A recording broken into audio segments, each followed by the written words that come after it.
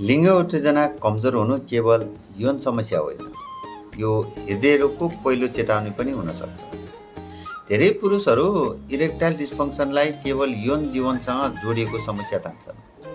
तर आधुनिक चिकित्सा विज्ञानले के देखाएको छ भने इरेक्टाइल डिस्फङ्सन धेरै अवस्थामा भविष्यमा हुने हृदयघात, स्ट्रोक वा अन्य हृदय र रक्तनली सम्बन्धी रोगको प्रारम्भिक सङ्केत हुन सक्छ भनेका छन्।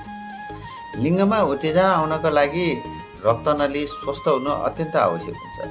जब यौन उत्तेजना हुन्छ, मस्तिष्कबाट स्नायु सङ्केत जान्छ र नाइट्रिक अक्साइड नामक पदार्थ निस्किन्छ। यसले लिङ्गका रक्तनलीहरूलाई फैलाउँछ, फराकिलो पार्छ, जसले गर्दा रगतको प्रवाह बढ्छ र उत्तेजना हुन्छ। तर यदि रक्तनलीमा कोलेस्ट्रोल जम्ने, जसलाई हामी अथेरोस्क्लेरोसिस भन्छौँ, सुजन वा लिङ्गको इन्डोथेलियल पत्र कमजोर भयो भने रक्तनली राम्रोसँग फैलिन सक्दैन।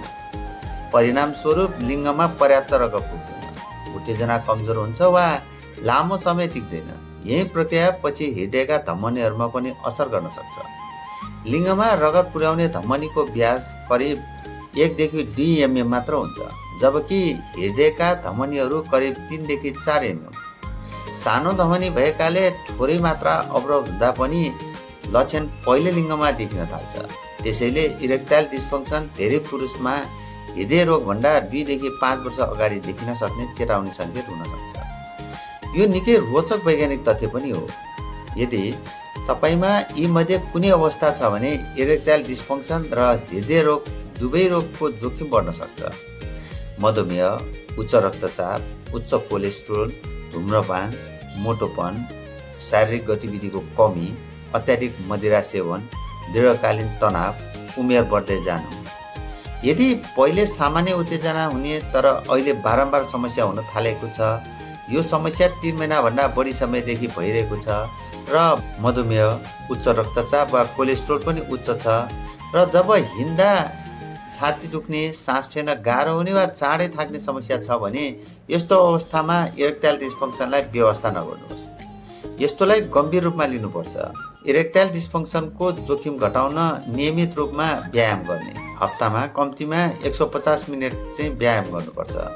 धुम्रपान पूर्ण रूपमा बन्द गर्ने, तौल नियन्त्रण गर्ने, रक्तचाप, मधुमेह र कोलेस्ट्रोल नियन्त्रण राख्ने, प्रशस्त सागसब्जी, फलफुल, सम्पूर्ण अन्न र स्वस्थ पोषकयुक्त आहार खाने, पर्याप्त निद्रा र तनाव व्यवस्थापन गर्ने, चिकित्सकको सल्लाह बिना इरेक्टाइल डिस्फङ्सनका औषधि सेवन नगर्ने।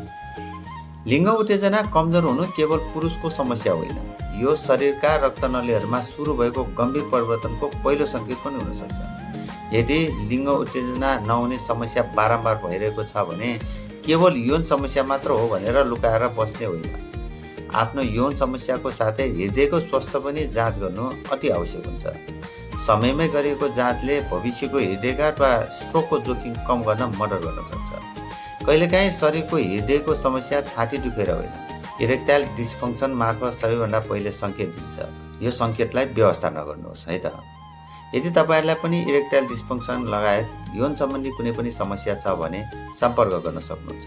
म doctor Rajendra Manandhar, Padmashri homeopathy clinic, Pokhara new रोडमा कार्यरत छु। धन्यवाद।